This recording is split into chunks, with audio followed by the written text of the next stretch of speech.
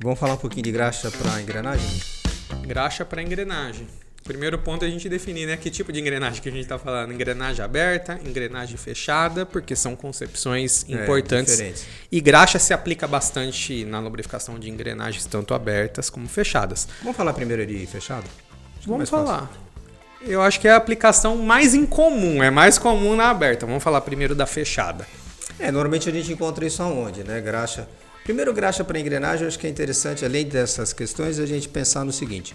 Quando é que você vai usar uma graxa para engrenagem e qual é o jeitão dela, né? Qual é o tipo dela? Normalmente a gente está falando de uma graxa fluida, né? Sim, normalmente sim. É muito difícil a gente ver, talvez engrenagens de grande porte, aberta, a gente vê alguma coisa numa consistência.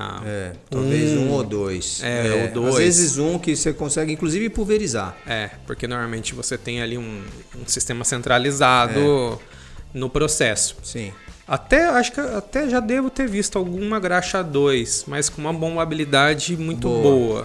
Mas normalmente são graxas mais fluidas. Sim, mas vamos pensar. Então, graxa para engrenagem fechada, né? Para caixa fechada. Sim. Consistência normalmente 00 ou às vezes 000, né? 3 zeros, tá? Isso é muito visto às vezes em robô, né? Isso é visto em robôs, isso é visto, por exemplo, em caixas redutoras. Com histórico de vazamento. Às vezes são equipamentos um pouco mais antigos, tá? Em que você migrar ali de um óleo 460, um óleo 680 para uma graxa fluida ou semifluida é bem melhor. Um dos pontos em que a gente tem que considerar, por exemplo, se eu for utilizar uma graxa fluida ou semifluida numa caixa redutora, primeiro, o volume de produto que eu estou usando ali dentro, tá? Então, o volume normalmente ele é maior do que seria um volume de óleo, porque eu tenho que garantir toda uma fluidez ali, uma lubrificação nas engrenagens, tá? Isso é importante a gente lembrar pelo seguinte, quando você pensa numa caixa de redução, você sabe que quando você está lubrificando com óleo, basta que você atinja o nível mínimo ali, sim, que é o nível que você garante que o dente, por exemplo, aqui da parte inferior está sendo lubrificado, ele por salpico, né, que a gente chama, ele começa a lubrificar a parte de cima aqui da engrenagem. Sim. Quando você passa por uma graxa fluida, o volume é diferente. Você já não tem isso, então você aumenta o volume. Aumentando o volume, pensa, a gente está trabalhando com uma graxa fechada. Ali dentro, cria-se uma pressão de vapor maior. É como se fosse uma panela de pressão. Então, às vezes, eu tenho que ajustar o meu sistema ali de suspiro ou de respiro do redutor, porque senão começa a criar uma pressão tão grande lá dentro, você estimula a separação do óleo com o espessante e começa a vazar pela vedação.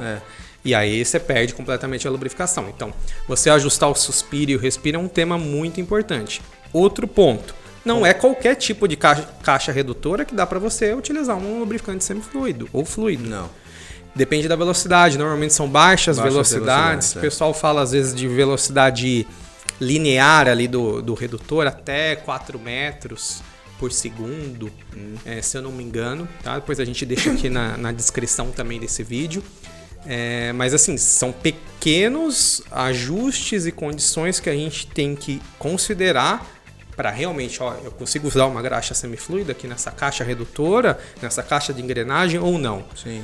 Invariavelmente, se a minha velocidade é muito alta, dificilmente não dá. Aí eu vou ter que partir para uma lubrificação com óleo mesmo. Tá? Mesmo que eu tenha ali algum evento de vazamento, aí eu preciso estudar o meu óleo lubrificante, o meu tipo de vedação ali. Sim.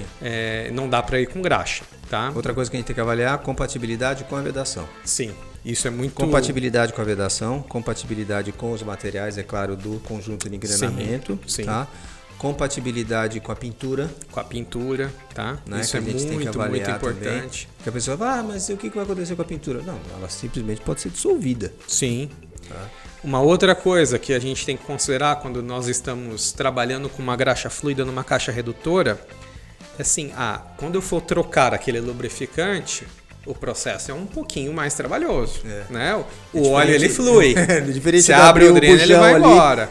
A graxa não, eu vou ter que abrir a tampa, eu vou ter que remover aquela graxa, talvez eu vou ter que fazer um flush, eu vou usar um agente de limpeza ali para remover aquela graxa antiga. Então, assim, dá um pouquinho mais de trabalho, mas o custo-benefício, se bem dimensionado, vale a pena. Vale.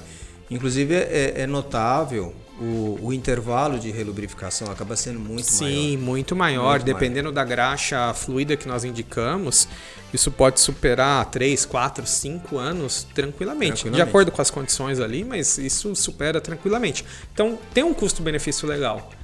Eu só preciso entender. Está de acordo? As minhas condições estão de acordo com a graxa e com a velocidade que ela pode suportar ali? Tá, então perfeito. Eu acho que pode trazer um benefício bem legal. Agora, a gente tem também a lubrificação das engrenagens abertas, né?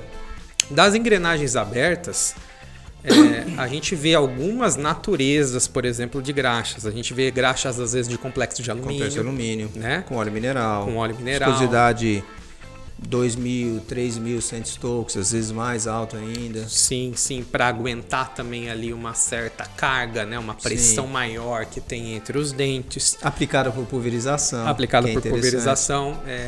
Quais os outros tipos de espessante que a gente vê para engrenagem aberta? Algumas graxas de complexo de lítio. Olha, eu diria que acho que as mais comuns mesmo são o complexo de alumínio.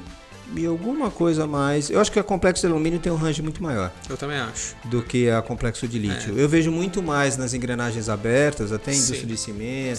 Sim.